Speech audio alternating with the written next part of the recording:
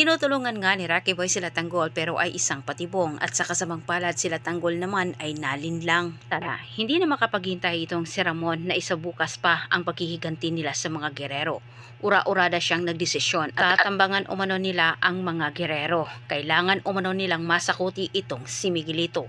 Bagay naman na malinaw pa sa simoy ng hangin, narinig ito ni Rocky Boy at kanya din itong sinamantala para magsabong itong si Tanggol at Miguelito. Samantala sa kabilang banda, malaking tulong ang ginawang pagsiwalat ni Brando sa mga katiwalian ng mga gerero. At dahil dito natulungan si Tanggol sa mga tao. Sobrang naalarma ang pamilyang Guerrero. Hindi na nila alam kung paano nila harapin ang mga tao na kung saan ay nagwawala ito sa labas ng City Hall.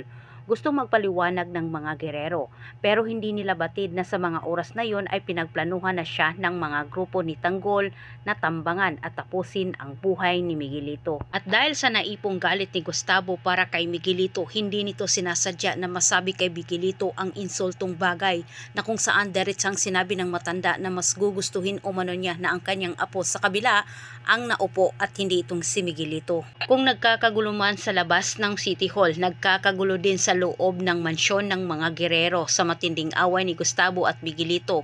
Si Erica ang nalagay sa alanganin. Sa nangyari kay Erica, ang siyang maging tulay at daan para patungo itong si Miguelito sa Kalatanggol na inaabangan na siya. Naisa katuparan na nga ni Rocky Boy ang kanyang masamang plano kay Tanggol at Miguelito. Sinasabi sa isip ni Rocky Boy, matapos umanong mailigpit ni Tanggol itong si Miguelito, tsaka umano niya itumba itong si Tanggol.